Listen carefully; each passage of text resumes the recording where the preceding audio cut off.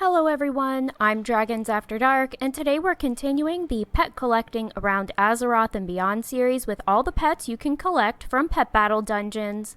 Each of these dungeons will come up in their respective zones, but I also wanted to have them all in one place since they're of similar content.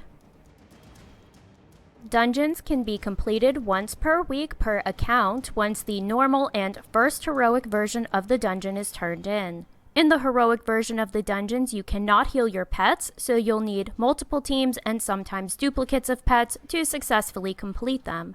Just like the family achievements, dungeons tend to expect players to expand their rosters to have the best chance of winning. I do know of the cheese healing you can do while in a dungeon, but since it is not an intended feature, I won't be going over it here. In preparation, I'd recommend getting familiar with the Rematch add-on to help you set up and organize teams, as you will be visiting these dungeons more than once. If you need help with some features of Rematch, I'll have a video linked below where I go over this amazing add-on. And don't forget that if you have Rematch and you've linked your Battle.net account with Xufu's Pet Guides, each main page of the dungeons will have a button you can click to create a mass import string of strategies for that dungeon based off your collection. However, keep in mind with the mass import that it will only be for the teams. If you're looking to use PB scripts, you will need to visit the individual pages and grab the scripts from those strategies. This is not an issue with Xufu's Pet Guides, but instead the limitation of communication between the script and Rematch add-ons. With all that being said, let's get started. First up is the Celestial Tournament. On the Timeless Isle in Pandaria, you'll find the Celestial Tournament. Unlike the other 5 dungeons, there is no mana poof teleport to the Timeless Isle, so you'll either need to fly out there or use your Time Lost artifact.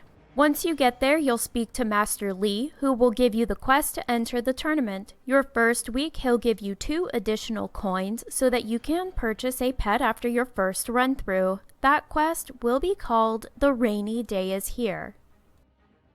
The Celestial Tournament will have a set of 3 champions of Pandaria that must be defeated. These 3 champions are part of 3 sets of champions that are on a weekly rotation. Week 1, you'll face Terran Zhu, Rathian, and Chen Stormstout. Week 2 is Shade Master Kirin, Wise Mari, and Blinktron 4000. And Week 3 is Sully the Pickle McLeary, Dr. Ion Goldbloom, and Lore Walker Cho. This rotation is independent of your character, so you might start on Week 3 instead of Week 1, and if you miss a week, you'll have to wait until that set comes back in the rotation.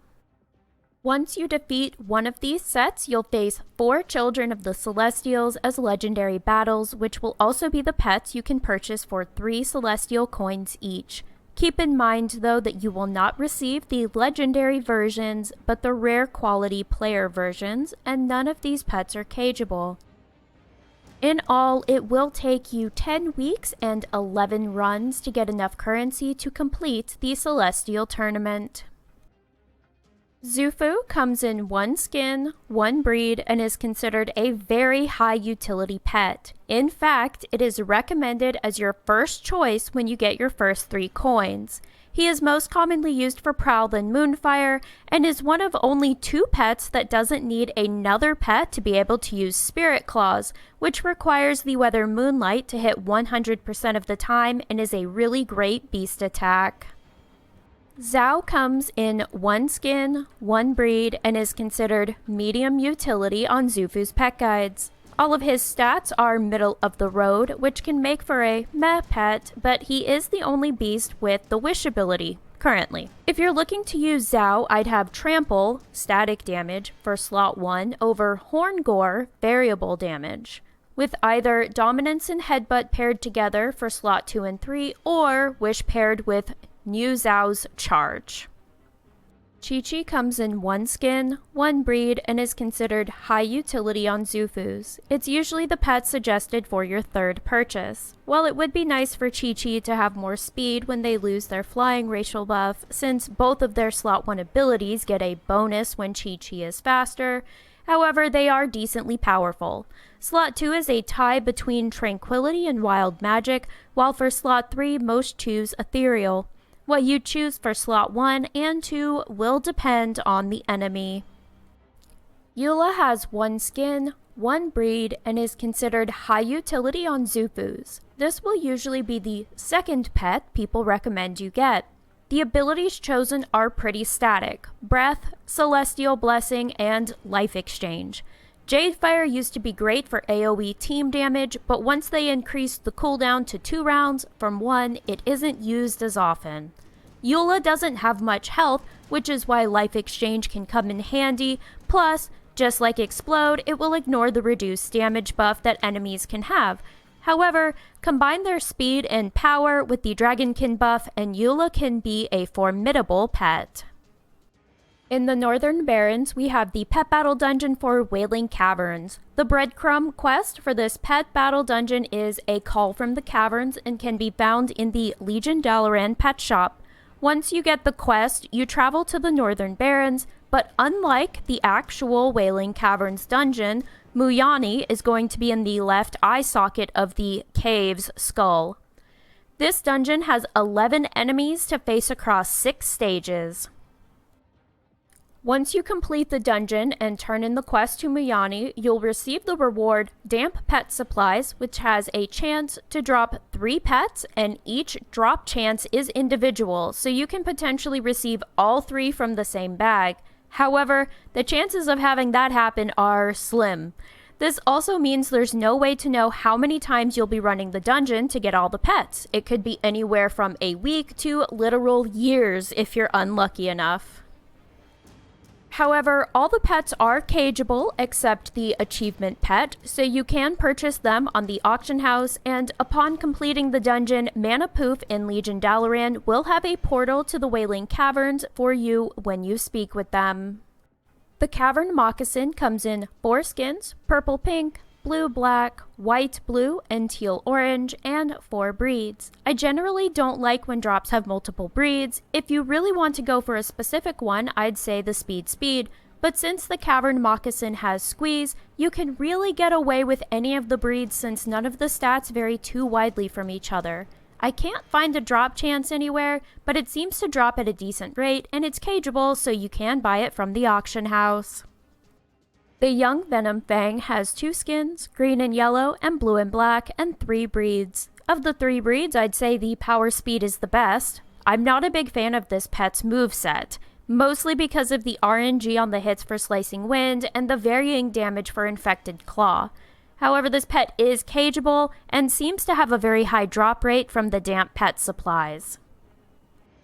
The Ever-Living Spore comes in 1 skin and 1 breed, thankfully, because the drop chance for this pet is rare with a capital R. It keeps a pretty steady price on the auction house because it is cageable, but it sounds like you're a lucky duck if you see this pet drop in less than 100 attempts.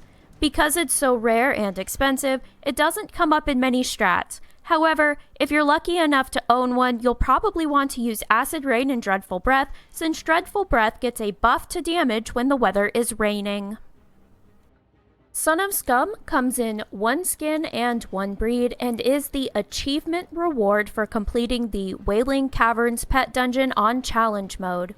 Its power and speed aren't great, but its moveset is great if the enemy is using multi-hit attacks. You can set up Lightning Shield, then hit Stampede, and watch as their health chunks down from their own moves. If you survive that sequence, you can toss up a Roar or Stone Skin, then Lightning Shield should be off cooldown to start the sequence again. If you have beaten the Wailing Critters dungeon, Brienne in Legion's Dalaran will offer you a breadcrumb quest to fly to Deadmines in Westfall. There, Marcus Bagman Brown will greet you and send you to the pet dungeon. This dungeon has 9 fights across 6 stages and is comparable in difficulty to Wailing Caverns. Once you complete the dungeon, Marcus will reward you with 1 old bottle cap, which you can collect to trade in for 3 different pets. In all, it will take 6 weeks and 7 runs to complete the Deadmines pet dungeon. Bow Reaper 0.9 comes in 1 skin, 3 breeds, and is considered a low to no utility pet.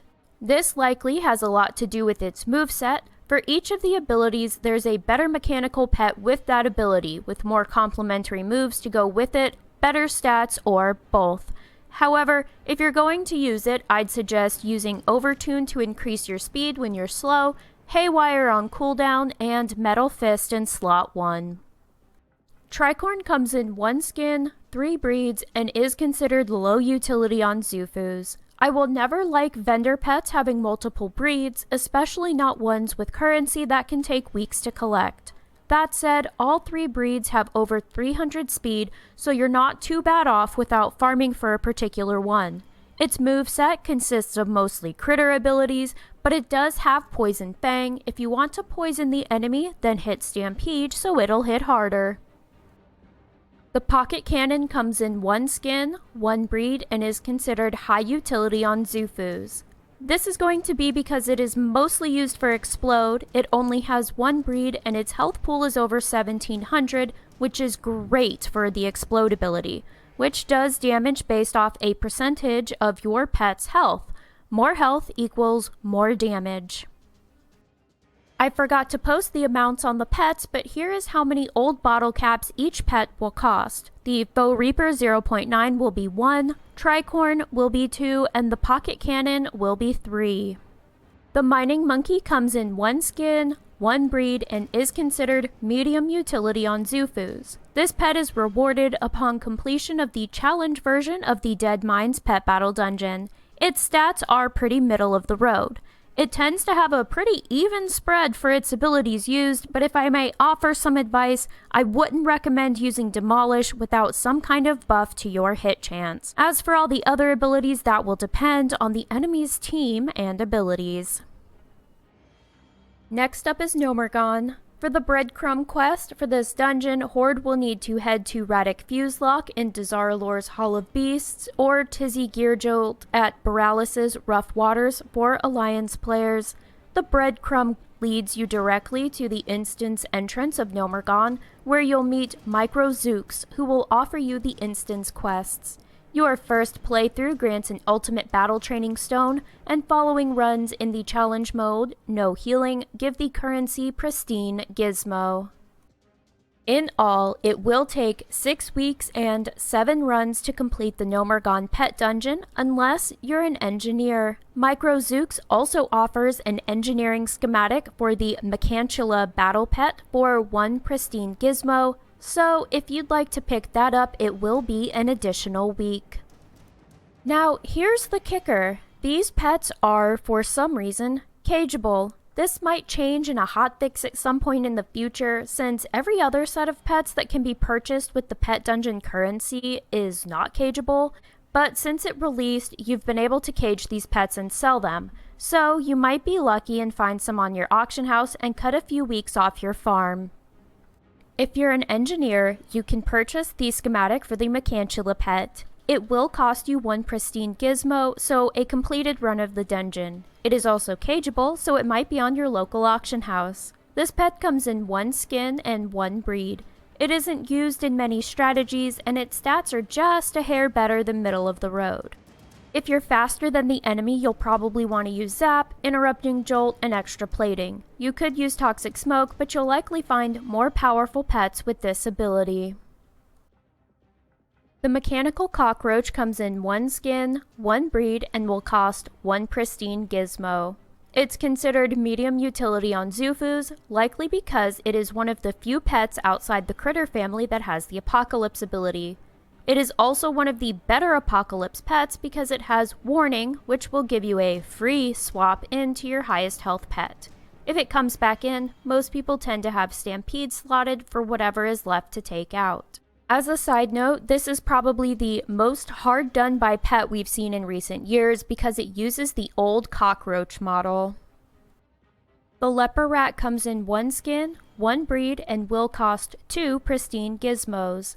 It is considered medium utility on Zufus because it's a great support pet. This means the Leper Rat is used to help the next pet coming in. It has a great power stat at 337, which is perfect for its Exposed Wounds ability. After Exposed Wounds is applied, you'll generally use Corpse Explosion. The next pet coming in will likely have a multi-hit ability to utilize exposed wounds, plus Corpse Explosion will apply a dot that ticks for 5% of the enemy's health for 4 rounds. Alarmadog comes in 1 skin, 1 breed, and will cost 3 pristine gizmos. This pet is currently only in 1 strategy on Xufus, but if you were to use this pet for a strategy, you'll probably want it for Alert, to break any barriers, bubbles, or decoy. You can use Overtune to get faster, then use Batter. Whether you want Haywire or Minefield in slot 3 will depend if you're trying to take out the current pet or set something up to hit the next pet. The mini spider tank comes in 1 skin, 1 breed, and is the reward for the achievement Pet Battle Challenge Gnomeregan. You'll receive this achievement the first time you complete the dungeon in challenge mode, no healing. This pet is currently in no strategies on Xufus, which probably has a lot to do with the fact both its slot 1 abilities receive a bonus hit when the mini spider tank is faster, but this pet is pretty slow at 268. And it doesn't have any abilities to boost its speed like Overtune. Both of its slot 2 abilities are defensive, so really the only point in using this pet is for Cannon Shot because of its power stat of 321. Stratholme is the 5th pet battle dungeon, and to receive the breadcrumb, you'll once again visit Radek Fuselock for the Horde side or Tizzy Gear Jolt if you're from the Alliance. This pet dungeon didn't go home, it went big. There are 11 fights across 10 stages, 2 bonus fights with a total of 6 pets. Just like with Gnomeregan, you'll receive an ultimate battle training stone on your first run, with all challenge mode runs afterward rewarding the dungeon currency Cleansed Remains. In all, you'll need 9 Cleansed Remains to purchase all the pets. However, the dungeon has a chance to spawn a bonus fight against Ezra Grimm, which will reward you with an extra Cleansed Remain for the week. You can try to force spawn the extra boss by checking to see if he's there, then exiting and resetting if he isn't. The caveat to this is you can't see if he's there until you defeat the Plagued Critters, which is the 6th fight of the dungeon. Because of the potential for the extra currency, you could be running the dungeon anywhere from 5 to 9 weeks. Ziggy comes in 1 skin, 1 breed, and will cost 1 Cleansed Remain. It is only in a couple of strategies on Xufus, so it's not very high utility. However, it might find its place in some family strategies if we ever need a pet with a Shadow Meld buffed Savage Talon and Dealer's Choice of Bone Barrage or Cyclone in slot 3. The problem here is Shadow Meld, which is a variation of Prowl, works best in combination with a good power stat, but we don't have that with Ziggy. It does have some speed under its non-existent belt at 317, but that's about it.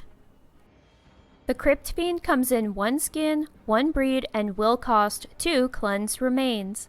This pet is labeled as medium utility on Xufus. This is likely because it has a really nice power stat at 349, plus it has Roar of the Dead, a Howl variation, plus a big hit ability, Call Darkness.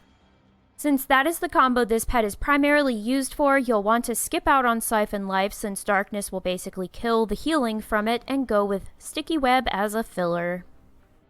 Shrieker comes in 1 skin, 1 breed, and will cost 3 Cleansed Remains.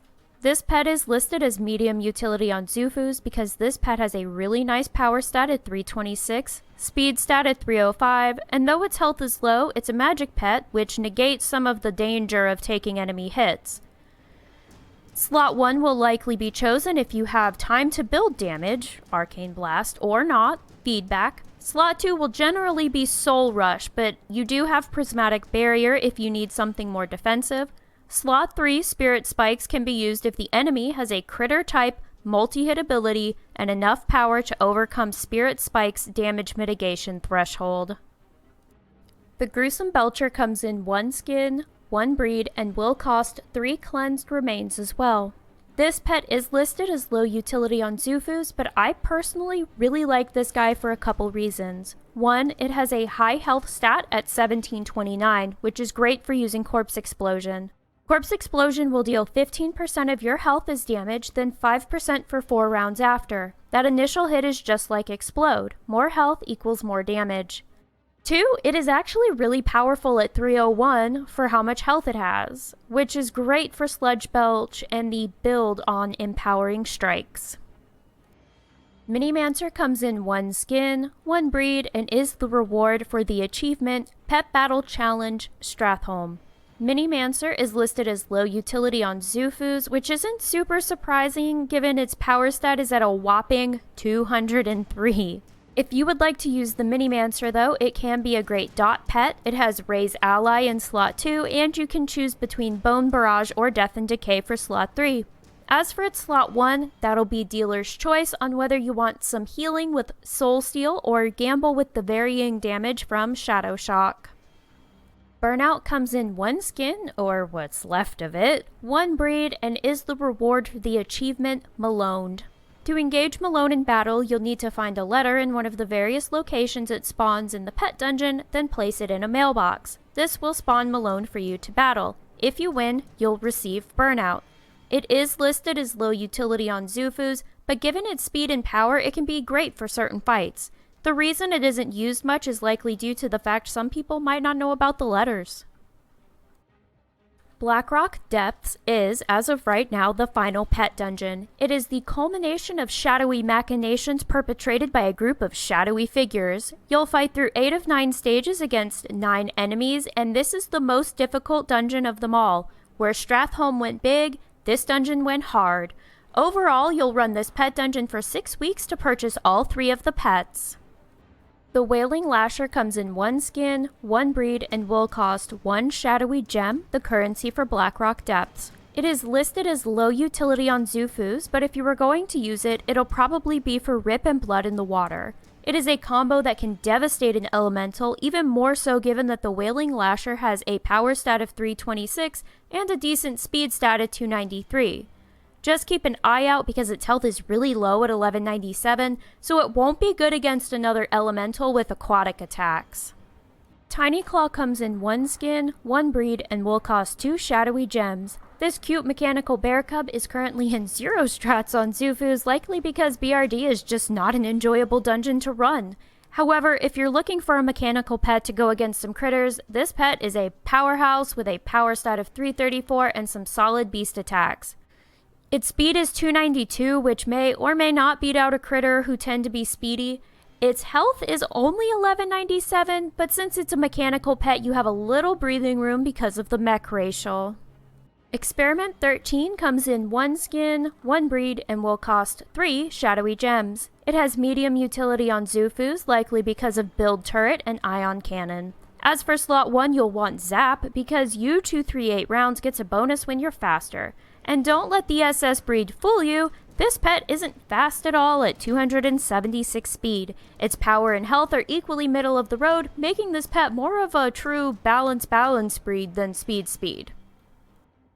And that's it. We've completed our visit to all the pet dungeons for pet collecting around Azeroth and beyond. On our next stop, we'll be hopping over to the Eastern Kingdoms. If you have any questions or suggestions, let me know in the comments below. Until next time, I wish you all the best of luck. Thank you for stopping by, and happy battling!